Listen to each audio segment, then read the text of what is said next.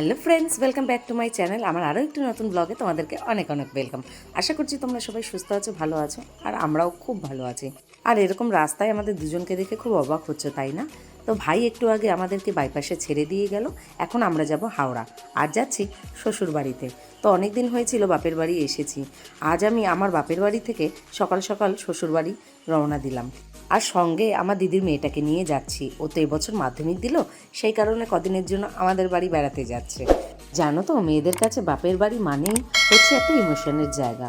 বাপের বাড়িটা রাজপ্রাসাদ হোক বা হোক না সে কুঁড়ে ঘর, সেটা কিন্তু মেয়েদের কাছে সব থেকে ভালো লাগার জায়গা। এক কথায় বলতে পারো মেয়েদের কাছে স্বর্গ।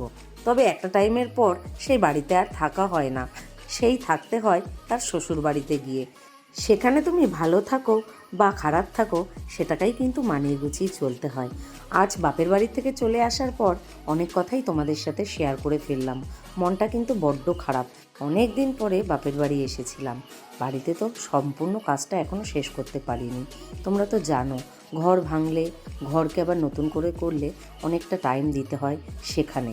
তো সেই কারণে বাপের বাড়ি আসাটা আমার অনেক কমে গেছে। তো তোমাদের সাথে গল্প করতে করতে চলে এলাম বাসে করে হাওড়া। তাই দিদির মেয়েটাকে নিয়ে এবার যাচ্ছি স্টেশনের দিকে। আর হয়তো বাড়ি যেতে গিয়ে আমার মনটা বড্ড খারাপ হয়ে গেছে। আগেই তো তোমাদেরকে বললাম, মেয়েদের বাপের বাড়ি আসলে আর কিন্তু শ্বশুরবাড়ি যেতে মন চায় না। কিন্তু কি করব, এবারে বাপের বাড়ি এসেও খুব মজা করেছি। তোমাদের দাদাভাই তো কলকাতা ট্রান্সফার হয়েছে, তো সেই কারণে তোমাদের দাদাভাইও মাঝে মধ্যে কিন্তু আমার বাপের বাড়িতে আসতো। টিকিট কেটে তো স্টেশনের ভেতরে চলে এলাম। আর এখন কত নম্বরে ট্রেনটা দেবে তাই স্ক্রিন বোর্ডে দেখছিলাম। আর এই তো কাটোয়া লোকালটা 3 নম্বর প্ল্যাটফর্মে দিয়ে দিয়েছে। তো চলো, চলে এসেছি 3 নম্বর প্ল্যাটফর্মে। আর ভিড়টা দেখছো, সবে একটা ট্রেন এসে দাঁড়ালো আর লোকজন এত নামছে। আর হাওড়া স্টেশনে প্রচণ্ড ভিড় হয়, ভিডিও করতে গিয়ে না খুব ভয়ই লাগছিল। তো চলো, ট্রেনে তো উঠে পড়েছি। আর এই যে তোমাদেরকে দেখে একটু হাই করে দিল। আর ট্রেনটা আজকে ফাঁকাই ছিল। আর মন খারাপের সাথে সাথে কিন্তু খুব ভালোও লাগছে।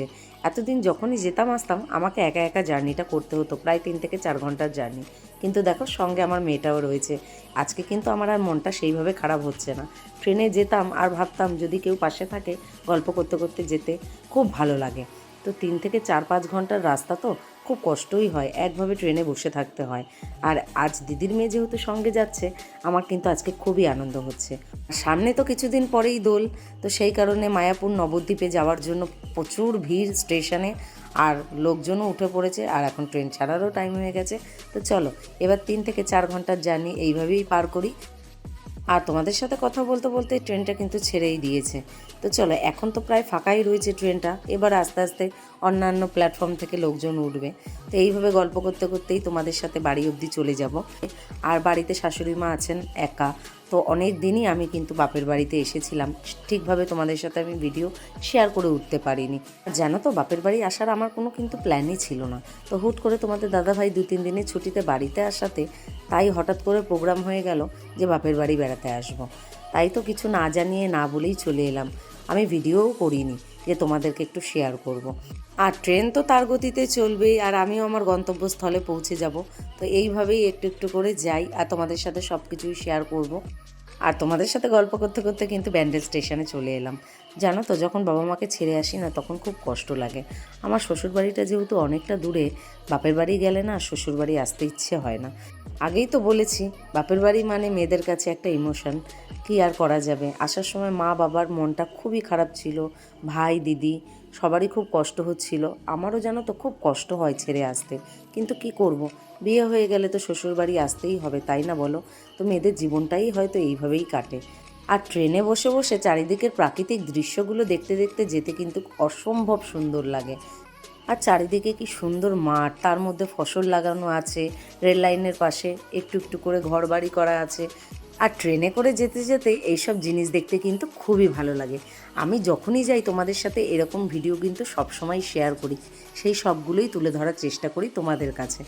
আর একটা জিনিস কিন্তু আমার চোখে পড়লো, ওই যে দূরে সবুজ সবুজ ফুল ফুটে আছে, দেখো তোমাদেরকে একটু দেখাই ভালোভাবে। এগুলো কি তোমরা চেনো? হ্যাঁ, তবে যাদের গ্রামের দিকে বাড়ি আছে আর বাড়িতে চাষবাস করা হয় তারা কিন্তু এই জিনিসটাকে চিনতে পারবে। এটা কিন্তু পেঁয়াজ গাছ। তো পেঁয়াজ গাছটা বড় হয়ে ফুল ফুটেছে, তার মধ্যে কিন্তু বীজগুলো হবে। তো সেই কারণেই অত বড় বড় পেঁয়াজ গাছগুলো ফুল ফুটে আছে। তো সেটাই তোমাদেরকে একটু দেখাতে চাইলাম। আর মাঠ ভরা শুধু এই পেঁয়াজ গাছের ফুল আর পেঁয়াজ গাছ, আর চারিদিকে এখন পেঁয়াজও তোলা হচ্ছে। আর অনেকটা রাস্তা গল্প করতে করতে চলে এলাম। এখন কিন্তু ট্রেনটা ঢুকছে নবদ্বীপে। আর জানো তো, ট্রেনটা বেশ ভালো ভিড় হয়েছিল। আর নবদ্বীপে না প্রচুর লোকজন নামবে। মায়াপুরে তো দোল উৎসব পালন করা হয়, সেই কারণেই কিন্তু ট্রেনটা এবারে ভিড় হয়েছে অনেক। তো চলো, নবদ্বীপ ঢুকছে আর প্রায় 1 ঘন্টার রাস্তা, তারপর তো কাটোয়া নেমে যাব।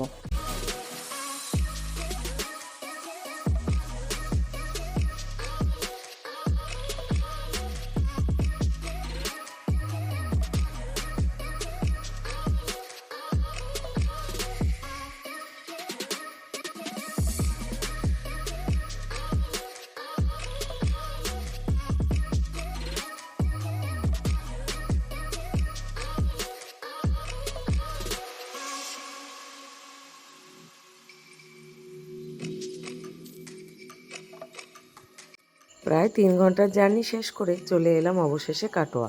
তো কাটোয়া স্টেশনে এবার নামবো, নেমে টোটো করে আবার যেতে হবে সাঁকাইঘাটে। আর জানোই তো আমাদের বাড়িটা অনেক দূরে। তো চলো একবারে সাঁকাইঘাটে গিয়ে তোমাদের সাথে আবার কথা বলছি। আর টোটো থেকে নেমে পড়েছি প্রায় সাঁকাইঘাটের কাছে। বেকারি বিস্কুটের দোকানটাতে আমি প্রত্যেকটা সময়ই দাঁড়াই। আমি অনেক অনেক বিস্কিট নিয়ে তারপরে বাড়ি যাই। যেহেতু আমাদের বাড়িটা গ্রামের দিকে, একটু না নিয়ে গেলে না হয় না। দোকানে সব সময় বেকারি বিস্কুটটা পাওয়া যায় না। চায়ের সাথে কিন্তু ডুবিয়ে ডুবিয়ে খেতে বেশ ভালোই লাগে। আর এই দেখো, ঘাটে এসে দাঁড়িয়ে রয়েছি, একটাও নৌকা নেই। এই নৌকা একটা না পেলে না আধ ঘন্টা দাঁড়িয়ে থাকতে হয় জানো। কোথা থেকে চলে এলাম দেখো, সেই সুদূর কলকাতা থেকে চলে এলাম। কিন্তু এই যে ঘাটের কাছে এসে সব শেষ, দাঁড়িয়ে থাকতে হচ্ছে, তাড়াতাড়ি বাড়িও যেতে পারবো না। আর এই আধ ঘন্টা সময় চলে যাওয়া মানে ওদিকে আবার আধ ঘন্টা সময় বেড়ে যাওয়া, কি আর করা যাবে। আর দেখো এসেই ঘাট পার হয়ে টোটো পেয়ে গেছি। তো চলো টোটোতে বসেই আজকের ভিডিওটা শেষ করছি। ভিডিওটা আর বড় করব না, প্রায় বাড়ির সামনে চলে এসেছি। সবাই খুব ভালো থাকো, সুস্থ থাকো, দেখা হচ্ছে নতুন একটা ভিডিওর সাথে।